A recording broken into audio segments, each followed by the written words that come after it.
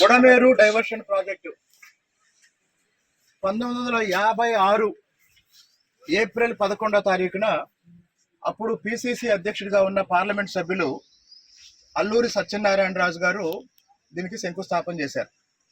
Budameru diversion project వాస్తవానికి బుడమేరు నుండి రైతులకి ఎలాంటి నష్టం జరగకుండా అదే సమయంలో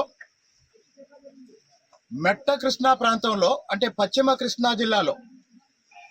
కృష్ణా జిల్లాలో ప్రధానంగా జగ్గైపేట, నందిగామ, తిరువూరు, నూజివీడు నియోజకవర్గాలు ఉంటాయి.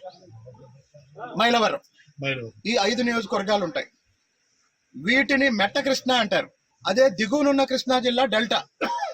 కానీ ఈ మెట్ట కృష్ణాకి నీళ్లు లేకపోవటం వల్ల ఒక నీటి పారుదల ఒక ప్రాజెక్టుని, ఒక మల్టీపర్పస్ సాగునీటి కోసం తాగునీటి కోసం ఒక ప్రాజెక్టుని రూపొందించడానికి 1956 నాటికే ఇక్కడ పైన చూడండి ఆ కనిపించే ఆ కొండల ప్రాంతం అది గణపవరం.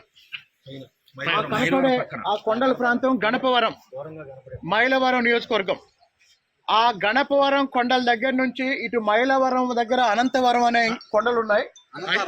అనంతారం 5 కిలోమీటర్ల పరిధి. ఈ కొండల మధ్య ఒక రిజర్వాయర్ ని రూపకల్పన చేసి ఇప్పుడు ప్రకాశం బ్యారేజ్ దగ్గర ఏ రిజర్వాయర్ అయితే ఉందో దానికి దాదాపు 10 రెట్లు నీరు నిల్వ చేయగల సామర్థ్యంతో ఒక రిజర్వాయర్ కి రూపకల్పన చేస్తే అప్పట్లో ఆ గణపవరం ప్రాంతం జమీందారు అయినటువంటి బొల్లారెడ్డి కోటిరెడ్డి, ఆ బొల్లారెడ్డి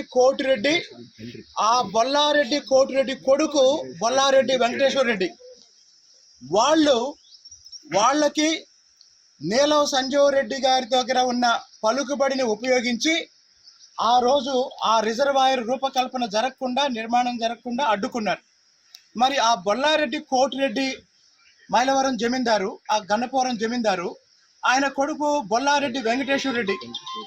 ఆ బొల్లారెడ్డి వెంకటేశ్వర రెడ్డి ఎవరంటే వైఎస్ రాజారెడ్డి వియంకుడు. వైఎస్ రాజారెడ్డి కూతురైన అంటే వైఎస్ రాజశేఖర రెడ్డి సోదరైన విమలారెడ్డి భర్త కుటుంబం అది. బొల్లారెడ్డి వెంకటేశ్వర రెడ్డి విమలారెడ్డి మామగారు.